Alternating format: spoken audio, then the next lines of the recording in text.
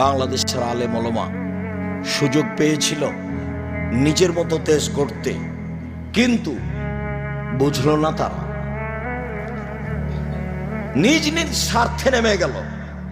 সবাই বসে যারা মনে করে আমরা কোরআন হাদিস বুঝি, হানাফি হোক, শাফি হোক, মালিকি হোক, হাম্বলি হোক, যেই হোক না কেন, তারা যদি নিজ স্বার্থ ত্যাগ করে বাংলাদেশের মাটিতে পরামর্শের ভিত্তিতে নেতা নির্বাচন হবে, এই পদক্ষেপ যদি তারা হাতে নিত, তাহলে যারা গাদ্দারি করেছে, করবে, এরা সুযোগ পেত না। কিন্তু আমি আর আপনি তো সুযোগ নিলাম। ছেলেগুলো জীবন দিল, মানুষগুলো জীবন দিল।